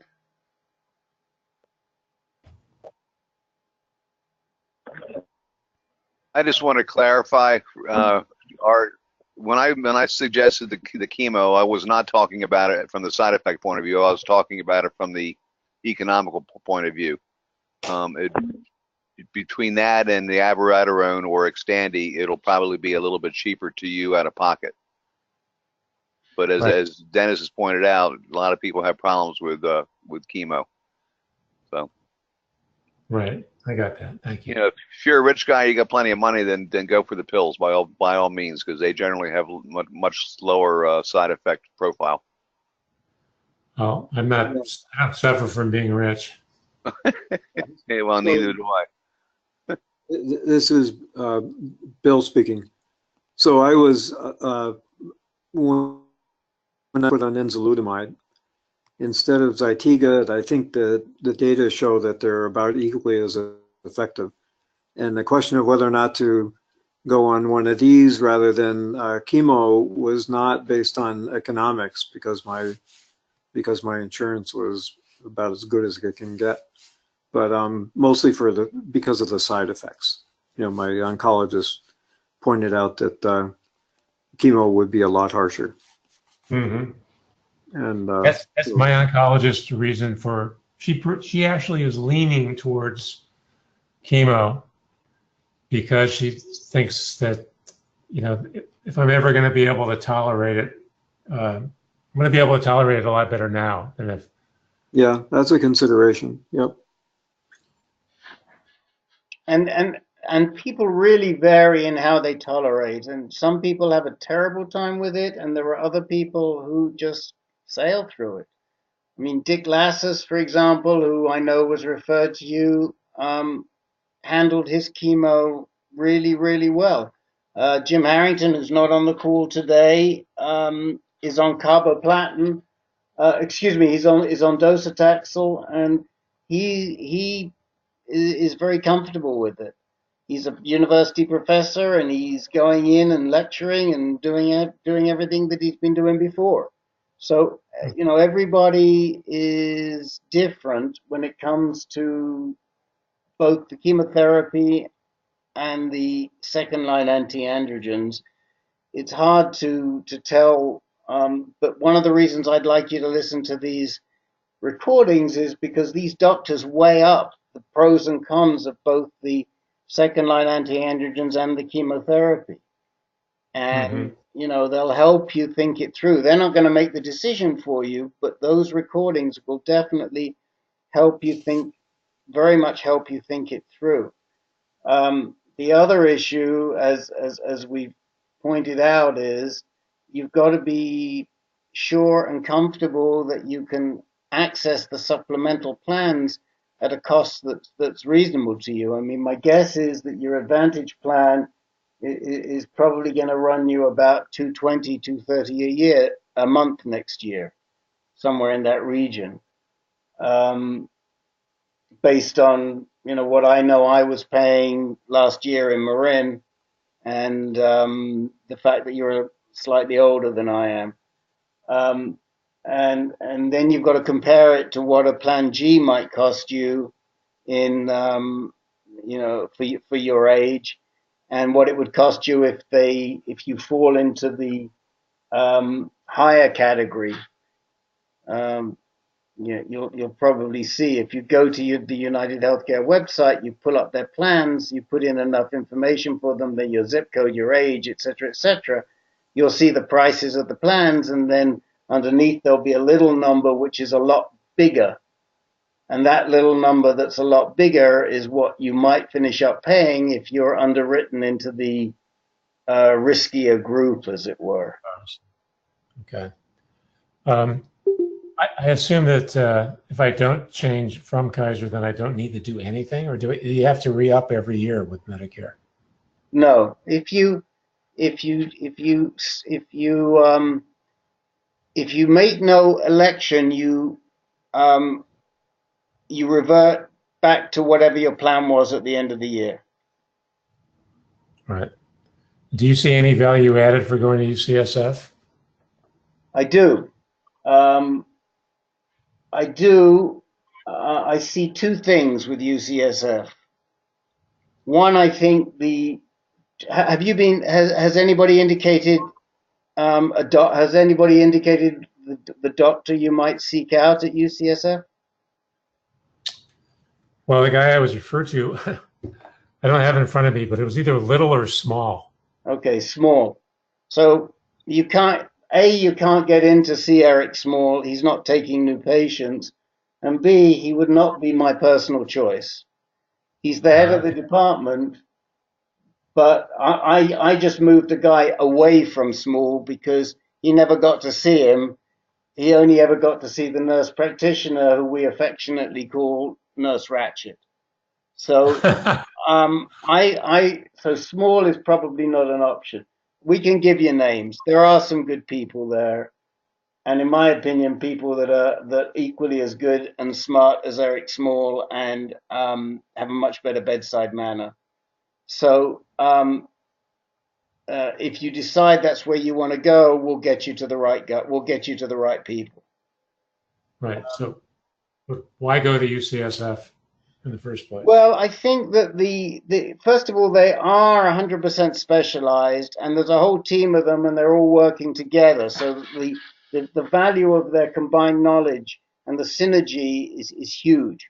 Whereas at Kaiser, you've basically got Andrea, and that she's one person. Secondly, it's going to be much easier if you have the supplemental coverage to access cutting edge treatment. It's very hard to get cutting edge treatment at Kaiser. I mean, one thing, for example, that you should be doing immediately at Kaiser, and in a sense, I'm surprised they haven't even brought it up, is you should be getting Provenge. I mean, you are in the sweet spot for Provenge right now. Really? And Kaiser gives you Provenge, absolutely. Now, they may say to you, here's the issue. Medicare only covers Provenge when you've had 3 successive rises in your PSA once you are on Lupron. And that doesn't apply to you because, thank goodness, the Lupron's working for you. But if there is a way that you can access Provenge, now is the earlier you can get the Provenge, the better you are. And I just don't know where Kaiser stands in terms of giving men Provenge before they're castrate resistant. But it should have been. I asked Andrea about that when I was talking with her. She said immunotherapy was largely ineffective with prostate cancer, working for 10% of the people and only buying you a few months. Well, but that's not Provenge. I mean, I shouldn't say that's not Provenge. Immunotherapy, we don't know how effective immunotherapy is because the trial that the FDA, on which the FDA approved, was largely on men at a very late stage. And we know that the earlier you give Provenge, the more effective it is. And so these men who only got 4 extra months out of Provenge, that's a very deceptive number. And so most of the guys on this call have gotten the Provenge as soon as they possibly could. You may be too early. I may have misspoken before because you don't have a rising PSA. So the other reason that I like UCSF is because they're more empathetic to clinical trials. And there are pros and cons. One problem you have to watch out for is that the docs at UCSF have a bias, and they may push you into a clinical trial when you really shouldn't be there. And sadly, I've seen that conflict happen. So we exist in what we do to make sure that you don't get hustled into a trial that really doesn't fit you. It's the same financial conflict that you see in the private sector, where people are too quick to run a procedure because there's financial benefits. In the academic sector, it happens that some of these docs want to get patients for their trials, and they don't necessarily separate their Hippocratic obligations with their research obligations, even though they should do. So, but you are going to have easier access to trials. But I think the biggest issue is that you should see what it's going to cost you. If it were me, I would certainly want to switch my care to UCSF if I could afford to do so. Okay, that's what I was looking for. Thank you. All right. Art, you know how to get hold of me, so if there's other issues you want to talk about, please don't hesitate to revert. As I mentioned, these calls are all free and drop in. When we do personal navigation, we ask you to make some sort of a donation. We just want you as committed as we are if you want our time, and we can discuss that. But I'm happy to keep talking and unpacking some of this and try and help you decide which way to go. And there are other people on this call also that I can refer you to. Great. We'll definitely make the contribution. Thank you. And like I say, you know how to get me. I just want to leave a quick 10 minutes. Bill, Professor Bill, I want you to check in with us because I know you've been having problems again, and we've missed you for the last 2 or 3 weeks. So there's not much to report, Rick, other than I was back in the hospital last week with another UTI. This was the second time in about, 6 weeks. Yeah. And it's So I'm not sure what the solution is. It's you know, I was on a prophylactic dose of antibiotics for a year, and that kept the UTIs at bay. And then the infectious disease guys at Roswell recommended to my urologist that I not be on a prophylactic dose, and so she took me off it, and there I was, bam, slam back into the hospital again within a matter of weeks. So I'm going to, I'm going to work hard to get on a prophylactic dose in the future, but it's very complicated because I can't, I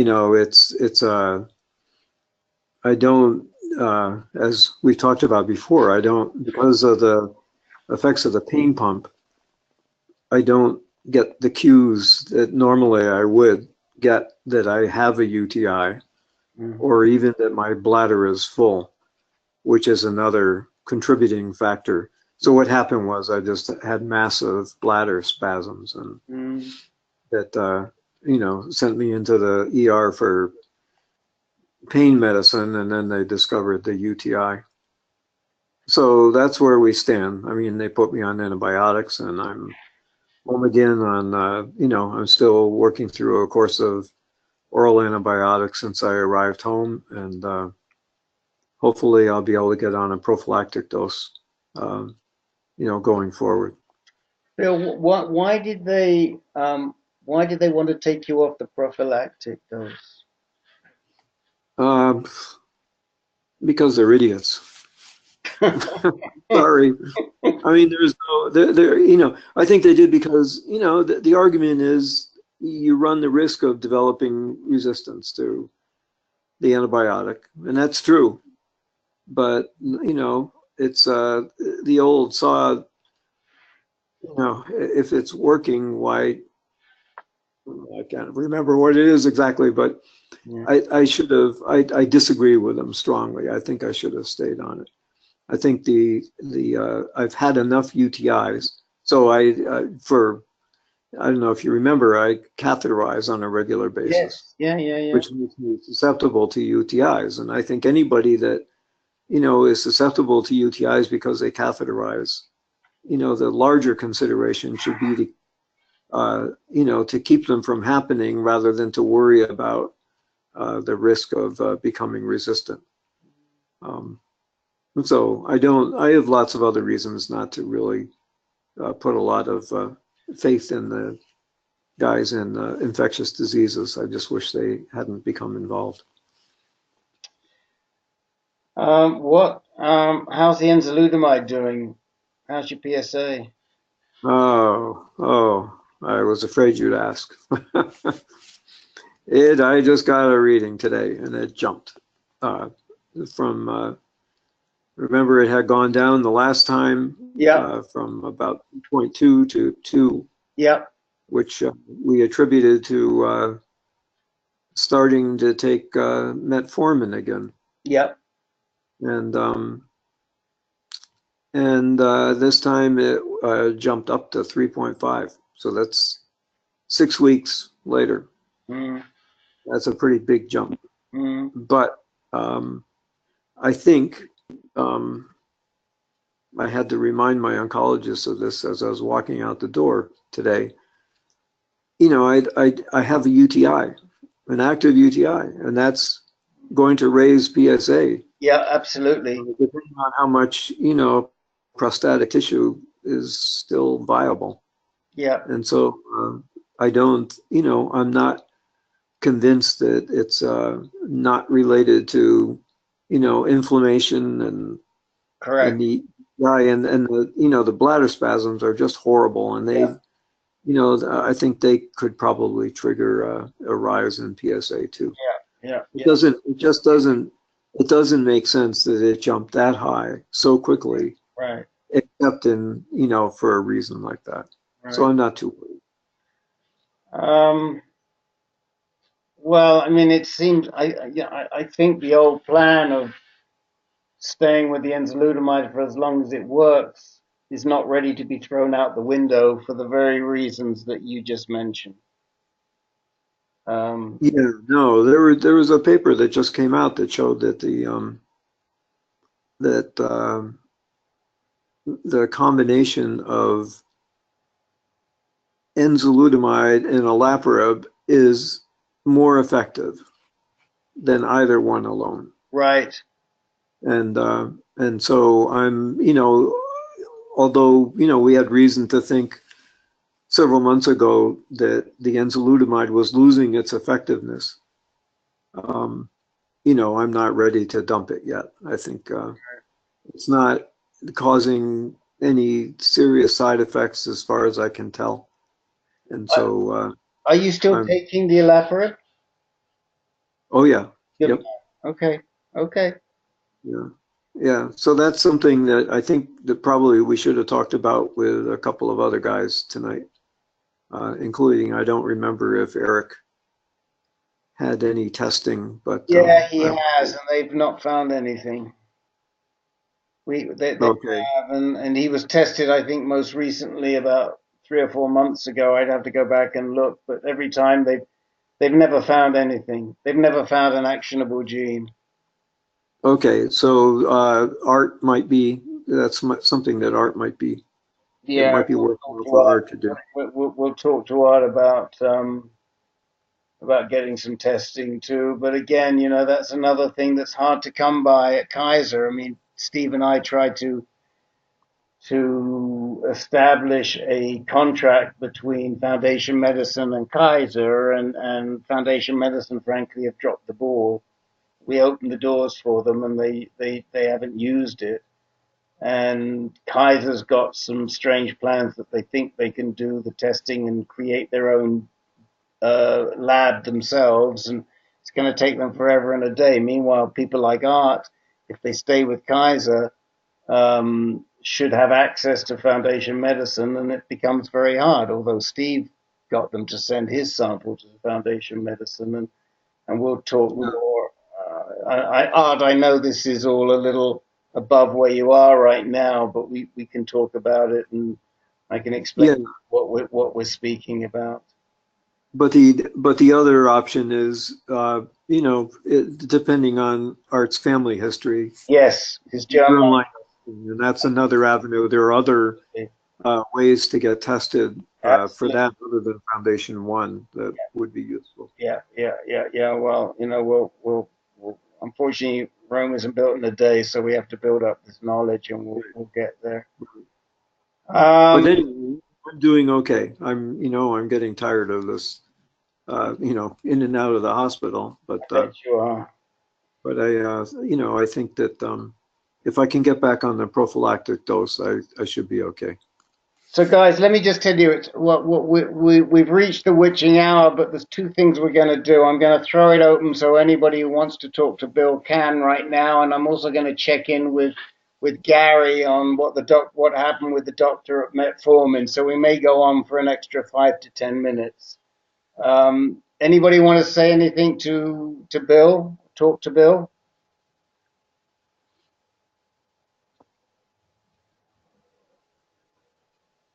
Okay. We're rooting for you, Bill. It's you're a big help to all of us, and we all admire your knowledge and your enthusiasm, and so we're all definitely rooting for you. Okay, thanks, Jake. I appreciate it. I just I think there are a lot of other guys on the call that need more rooting for at the moment, but I do really appreciate it. It is, at times, it's not easy. But we love to root for you, Professor. You know that. Yeah. We love to root for you. Okay. I'm grateful. All right. Well, I'll talk to you this week too. I'll talk to you. It's been a little crazy at this end, so. Sure. All right, Gary, please tell us quickly what happened with when you asked for your metformin. So I I only have my primary care physician and the urologist who was my surgeon. So I went to the primary care physician.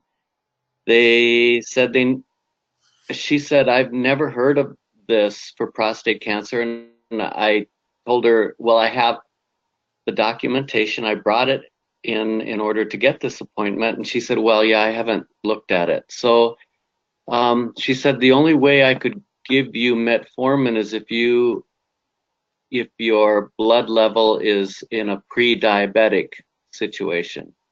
So otherwise, otherwise you're going to have to pay for it because the insurance won't cover it. So I did do the blood tests today, and the glucose level for me is 98, and to be pre-diabetic, they said it was 99. And for the A1C, it was a 5.5, and to count as pre-diabetic, it had to be a 5.7. So I'm like, I couldn't, if I went even a fraction higher, I would be able to get metformin, but I'm not sure if they will give it to me now. So. Well, I think I would say two things, Gary. One is you should be able to lean on your PCP to give you the metformin based on those blood tests, because you're close enough that she's not going to look bad if she gives it to you. Secondly, okay, she needs to read the documentation, because there is reason to give you metformin for prostate cancer. She may not have heard about it, but there is reason. So there is a reason why she should give it to you. Thirdly, metformin is really cheap. Jake, don't you know what it costs? It's really cheap. Who knows what metformin costs? Anybody? It's like I do. Yeah, I have bills on it, and I'm on it. I think it cost me like $4 for a 90-day supply of 1,000 milligrams. That's with insurance. But I mean, even without, I think it's only maybe $40 or so. But like Rick says, it's very, very cheap. It's generic, has been for a number of years. It's been around for like 50 years. So.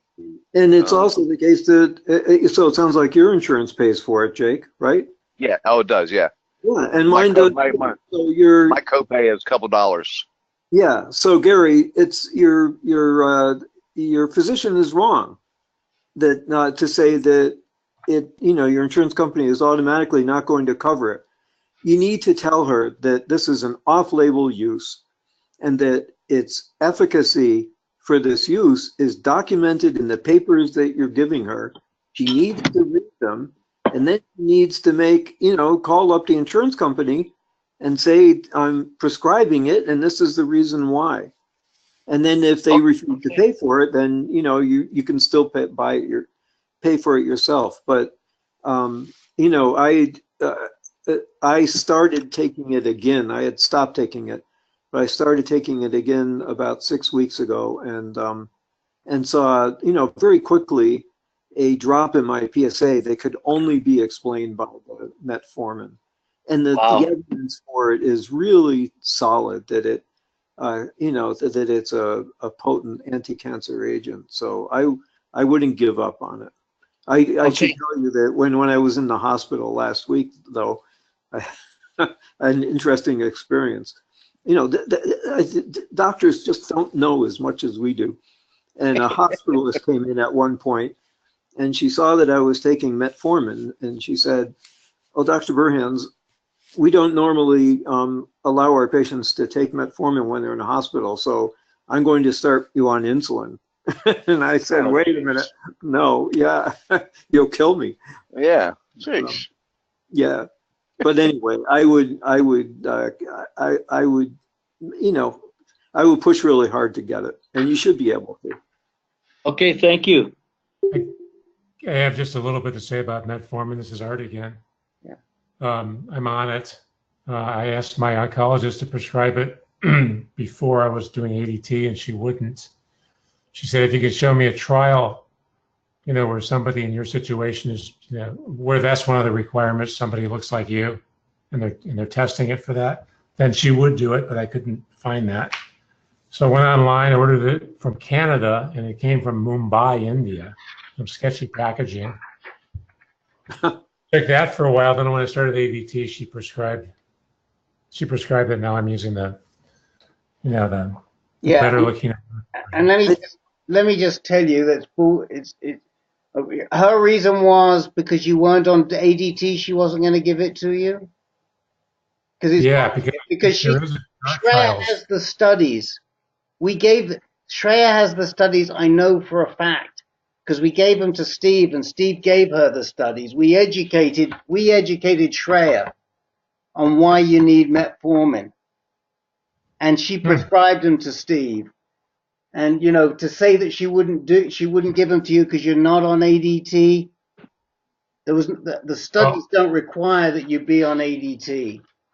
Yeah, I wondered if maybe she was using it as leverage to get me to start ADT because she really wanted. She might have been, but she knows. I know for a fact she knows that metformin is effective because Steve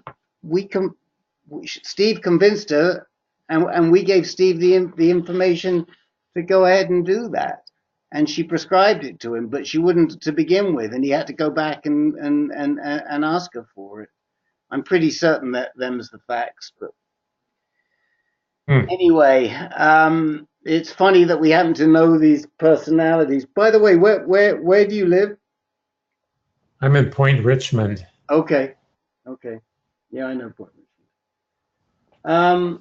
Okay. Well, listen, guys, we could. Here was I thinking, how are we going to fill 2 hours, and we didn't have enough time tonight. And my apologies to Paul, who I think has left because we didn't get to talk about gene testing, but he's got plenty he can listen to on that. And we'll cover gene testing again, I'm sure. And to anybody else that I might not have, and I know there were a couple of people that came in on the phone and I didn't welcome them. I'm sorry, we just didn't have time today. We ran out of time. So my apologies. All right. Again, everybody take a look at that research study, and just in case you think you might be, you might fit the bill. Jay Kruckman, I think you have a rising PSA on ADT, and you're not metastatic, as far as you know. So you're in the sweet spot for that. No, well, I did respond well to ADT. I just got off of it, and I'm basically on a holiday right now. Oh, you're on a holiday. Well, you could fool them. You could fool them. Hey, Jay, my lips are sealed, I'm telling you. All right, so, look at the studies and look at the research study. If you think you might get in, have your caregivers look at the research study. And we'll meet again a week tomorrow. And again, if people need to get a hold of me, you know where I am. Okay. Rick, I'll get you and Jake information about ProscaVax. Thank you so much. To send on to Eric. I think Eric dropped out. Yeah, okay. He did just about 5 or 10 minutes ago. Yeah. Okay. All right. Yeah, I think Eric may not be a good candidate because for that he may be a little bit too far gone, but it's too far advanced. But it's worth a shot. It's worth asking about. It's worth looking into. Yeah, I feel really badly for him, and I'm gonna see if I can figure out some other things that might be options too. Okay. Yeah. But, okay. Ask him, Bill. I don't think I have it. I may have it. If I have it, I'll send it to you. But ask him to send you his Foundation Medicine report. Who is this? Eric. Oh, Eric. Yeah. No. Okay. I don't have Eric's contact information. So if you could. Yeah, I'll send it. I'll send it to you. Okay. And Rick, when are you going under the knife yourself? Probably probably the second week of January. Oh, okay. All right. So not for a while. No. What are you going under the knife for, Rick? New hip. Simple. Oh, you're gonna do it, huh? Yeah. Yeah, I wanted to do it outpatient, but I think I'm going to have to do it inpatient because it's going to be much cheaper inpatient than if I do it outpatient. Oh, geez. Well, good luck to you. My brother went through that. He didn't have any problems with it. No, it's easy. I'm not bothered about it at all. I just wish I already had it. Yeah. It's not a surgery that any of us should worry about. Not when we're dealing with what you guys are dealing with. This is like falling off a log. Although it is a little disconcerting when they come in and they say, well, we chop off the top of your bone and then we push this prosthesis into the bone and then we put in, and you're thinking, geez, I mean, the thing that not scared me, but the thing that sort of really woke me up is that 50 years ago, I would be a cripple. Yeah. Yeah. Really. Because I'm fine when I'm riding my bike and I'm fine when I'm sitting at the rowing machine, but I'm not so good when I'm just walking around. Yeah. So, all right. Thanks for asking. All right, guys. We'll see you all Okay. soon. Okay? Okay. Have a good day. Next Tuesday at 6 o'clock Eastern 50 time. years ago, I think we all would have been dead. It's true. Good night, everybody. Good night. Good night.